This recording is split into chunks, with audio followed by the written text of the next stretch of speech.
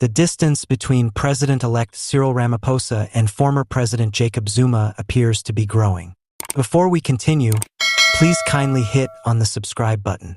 Regarding Ramaphosa's inauguration, many expected different responses from political players, and Zuma's position is now evident. Former President Zuma has officially confirmed that he will not be attending the inauguration in a statement that was just released. Members of the MK party are also not present. It's not totally shocking that Zuma and the MK party made their decision. The African National Congress, ANC, and Democratic Alliance, DA, coalition has been strongly opposed by the MK group, which has called it unholy and racist. It seems that their choice to abstain from the inauguration was motivated by their firm stance against the coalition. This move could be a sign of deeper divisions in the political system and will probably elicit a variety of responses. Because of their divergent outlooks for the ANC and the nation, Zuma and Ramaphosa's relationship has been tense. After a string of scandals and accusations of corruption dogged Zuma's presidency, the ANC put pressure on him to resign, and Ramaphosa took over as president. Ramaphosa has often disagreed with Zuma's backers despite his promises to combat corruption and restore integrity to the government. One could interpret Zuma and the MK members' non-attendance at the inauguration as a protest against Ramaphosa's direction and leadership of the party. It's interesting to think about this divide's larger implications from an opinion perspective.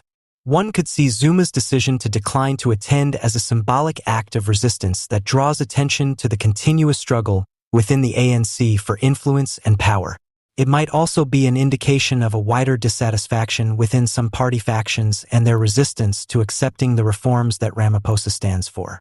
All eyes will be on Ramaphosa's handling of these internal issues and his ability to bring the party together as the inauguration progresses.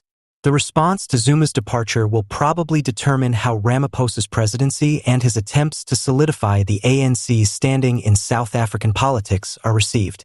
Once more, the forthcoming address to the nation by former President Jacob Zuma this Sunday is the subject of an intriguing discussion. There has been a great deal of discussion on the topic, along with a great deal of conjecture and expectation. A multitude of individuals have expressed their opinions on the matter. It is clear that criticism is anticipated in relation to the actions of the former president. Although there may be some uncertainty regarding Zuma's future actions, it is evident that he has consistently fulfilled his obligations to date. Zuma, who is recognized for his strategic maneuvers, is expected to exercise even greater caution in light of his substantial political influence. At this juncture, he is unable to afford any errors.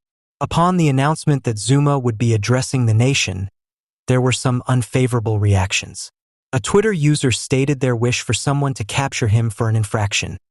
Charges would be made at a later time. It is unclear if this was meant as a joke or a serious remark, but it did underline the contradictory feelings surrounding Zuma's imminent presentation. Zuma's political career has been marred by scandal. His administration was distinguished by a multiplicity of scandals and charges of corruption, which have continued in dividing public opinion. Critics say that Zuma has been personally responsible for substantial harm to the country's economy and government, while supporters argue that he has been exploited as a scapegoat for deeper structural concerns. Zuma's subsequent public words and actions have rekindled arguments over his legacy, as addition to his speech.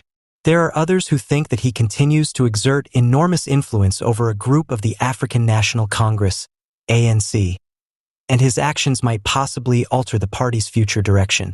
This degree of power suggests that Zuma's fans and adversaries constantly follow his every move.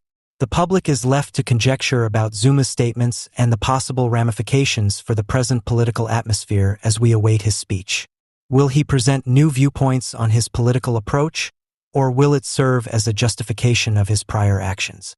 Nevertheless, his address is guaranteed to demand major attention and spark extra discussions.